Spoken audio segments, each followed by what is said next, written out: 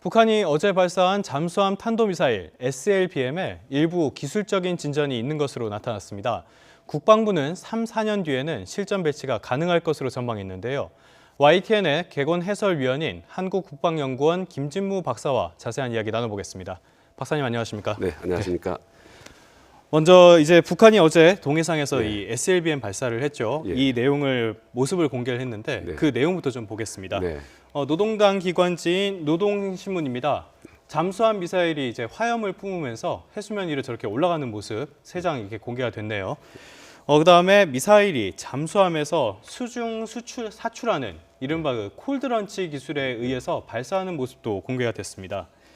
이제 국방부에서는 이 SLBM이 3, 4년 뒤에는 뭐 전력화가 될 수 있다, 실전 배치가 될 수 있다 이렇게 보고 있는데 더 빠른 시기도 가능하다고 해요. 좀 박사님 보시기엔 어떻습니까? 제가 보기에는 국방부 판단은 보통 이제 기존에 잠수함 발사 탄도미사일을 개발했던 국가들이 적어도 한 20번 이상의 뭐 수중 사출이라든지 여러 가지 어떤 시험을 거쳐서 완성을 했다고 보는 거죠. 이제 그렇다면은 지금 북한이 작년 8월 달부터 시작해서 지금 이번에 5번째 실험입니다. 그러니까 20번을 가려면 아직도 한 2, 3년 이상 더 시간이 더 필요하다. 이제 그렇게 보는 것이 국방부 판단인 것 같습니다. 그렇다면 이제 3, 4년 정도를 본 게 이게 적절한 시각이라고 보시는 그런데 거군요. 이제 북한의 미사일 기술은요. 그동안에 지난 20년 동안 북한의 미사일 기술이 굉장히 고속으로 발전해 왔거든요. 그래서 지금 국방부에서 예측한 것보다 좀 더 빠른 시간 내에 전력화가 될 수도 있는 북한은 우리가 참 예측하기 참 어려운 집단이다 이렇게 보기 때문에 그렇습니다. 그 이제 SLBM 시험 발사를 하고 나서 북한은 성공이라고 밝혔어요. 대성공이라고 얘기를 했는데 조선중앙통신 보도 내용을 다시 잠시 보시겠습니다.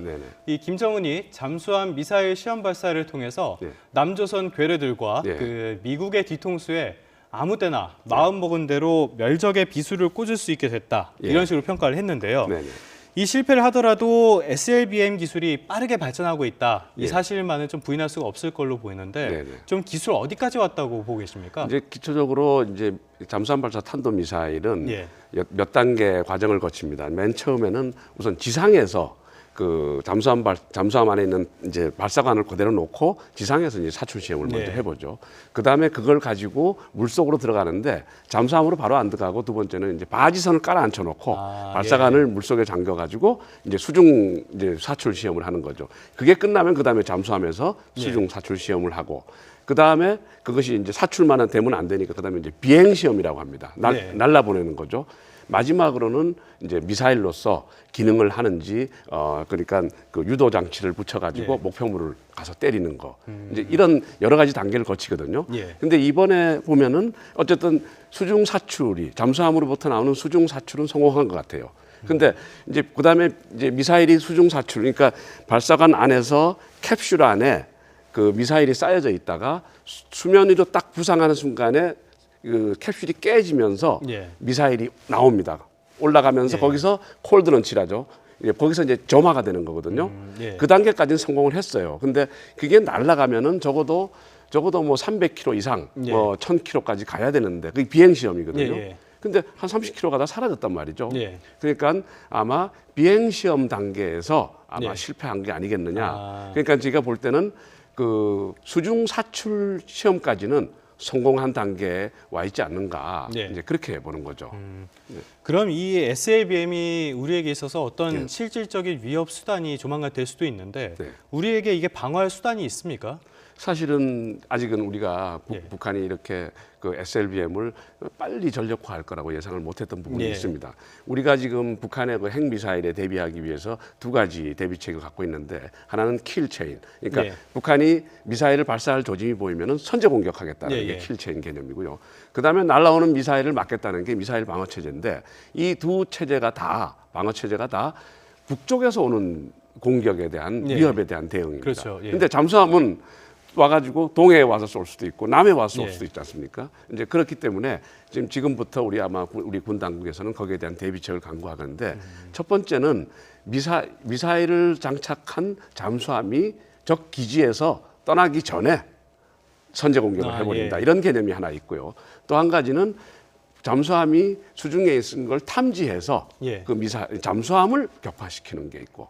그다음에 마지막으로는 이제 동서남 사방에서 날라오는 미사일을 방어할 수 있는 미사일 방어 체제를 구축하는 거. 네. 이 정도 이제 세 가지 단계가 이제 세 가지 정도로 예, 구분할 수가 있는데 이런 부분에서 수중 킬체인 시스템이랄까 방어 체제랄까 그런 것을 아마 군 당국에서 지금 심각하게 논의를 하고 있는 걸로 보입니다. 그 대응 방안 중에 하나로 이제 핵 추진 잠수함도 좀 거론이 되는 모양인데요. 네. 이 부분에 대해서는 좀 어떻게 판단하십니까? 그러니까 뭐 핵 추진 잠수함은 논의를 할 수 있을 겁니다. 왜냐하면 북한이 수중에 있는 잠수함들을 탐지하고 거기에 대한 대응하기 위해서는 핵 추진 잠수함이 필요할 수는 있겠지만 그 핵 추진 잠수함이라는 것이 이제 기본적으로 핵을 이제 그걸 하기 때문에 아마 논의 과정이 굉장히 길어질 가능성이 높다 이렇게 봅니다. 간단한 문제는 아니라고 봅니다. 네.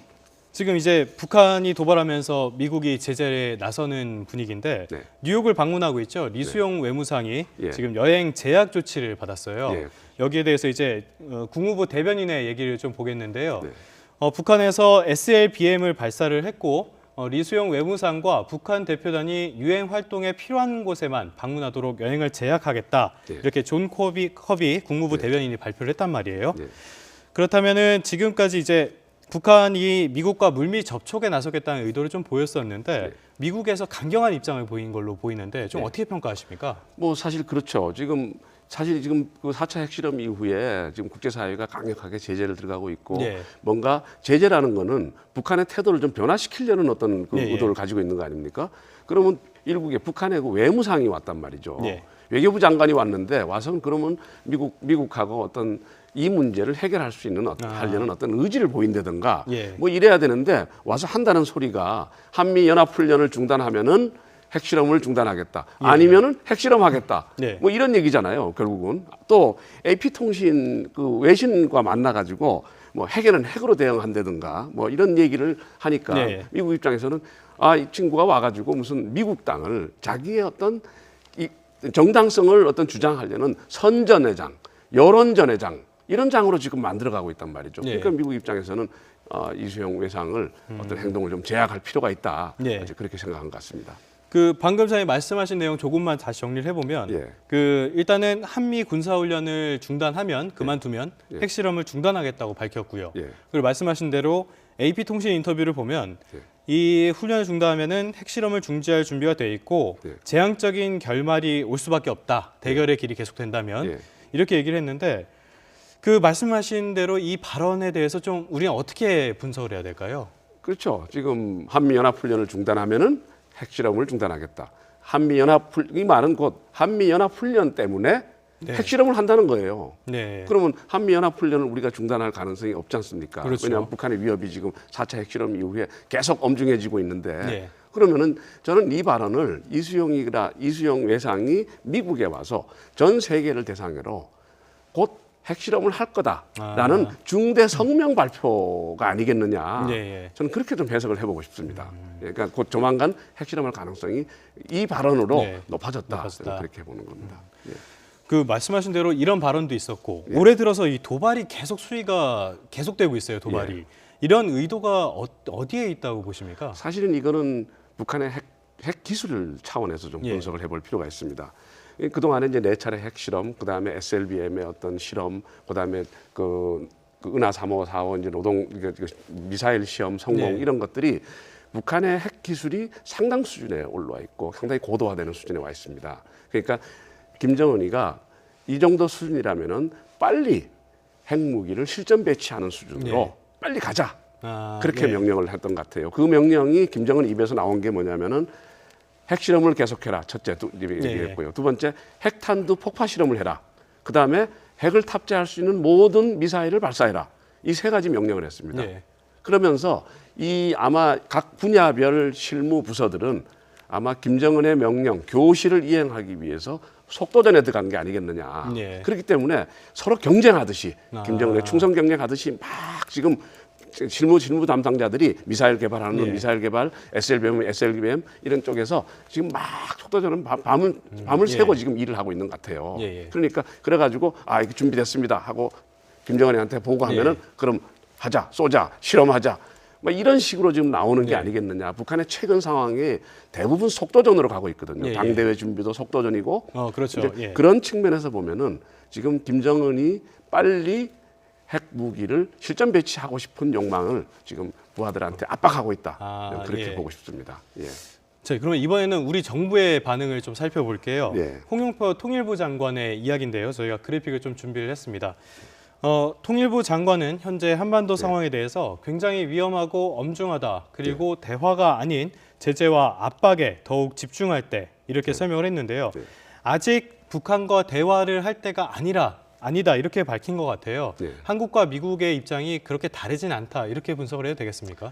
그렇죠. 지금 뭐 사실은 북한이 지금 SLBM 쏘고 뭐 미사일 쏘고 그다음에 곧 핵실험할 것 같은 움직임을 보이고 있는데 지금 북한하고 대화할 때는 아니죠. 그렇지만 일부에서 뭐 출구론 얘기를 그러니까 한반도 긴장이 지나치게 높아지니까 대화라는 걸 통해서 그러니까 압박도 하지만 대화라는 걸 통해서 어떤 출구 전략을 찾아야 되지 않느냐 이런 일각의 이제 생각들이 있는 것 같아요. 그렇지만 이게 이제 뒤집어 보면 이런 얘기가 있습니다. 북한이 1차, 2차, 3차 핵실험 때 약 한 3개월에서 6개월 이내에 대화가 재개됐어요. 그러면서 결국 1차 핵실험하고 한 3개월 내로 대화가 재개되고 6자 회담이 재개되고 2.13 합의를 통해서 북한하고 무슨 협상이 진행됐거든요. 그러면서 제재가 흐지부지되고 2차 핵실험도 마찬가지고 3차 핵실험도 마찬가지였어요. 그럼 흐지부지되다 보니까 북한이 지금 김정은 생각이 지금 이렇게 가도 이게 내가 어느 정도 정리가 되고 나면은 한미일 3국이 우리에게 대화를 제의하고 긴장을 낮추고 그 과정에서 제재가 또 약화될 것이다. 이런 생각을 하고 있을 가능성도 있거든요. 이번에는 한미는 특히 그런 학습 효과로 인해서 북한에 대해서 확실하게 태도 변화를 요구할 수 있는 압박이 필요하다. 지금 그렇게 한미 간에 생각을 하고 있는 것 같다. 그렇게 봅니다. 앞서서 리수용 외무상의 이야기에 대해서 이것은 5차 핵실험을 예고한 것이나 다름없다 이렇게 설명을 해주셨는데요. 지금 4차 핵실험이 1월에 있었죠. 그리고 나서 지금 5차 핵실험 결국엔 할 것이다. 그런데 이 시기에 대해서는 의견이 좀 엇갈려요. 여기에 대해서는 좀 어떻게 보십니까? 지금 뭐 여러 가지 이제 아까 말씀드린 것처럼 김정은의 교시 그러니까 핵탄두 폭파 시험을 해라라는 김정은의 교시가 있었단 말이죠. 그래서 아마 그 담당자들이 속도전을 하고 있을 가능성이 높은데 지금 그런 것을 보면은 그 북한이 뭐 수소폭탄이라든지 아니면은 고농축 우라늄을 이용한 어떤 증폭 핵 분열탄이라든지 여러 가지 지금 북한이 핵 기술적으로 발전해야 될 부분이 좀 있습니다. 있는데 그 기술이 실험할 단계는 충분히 와 있다고 저는 생각을 하거든요.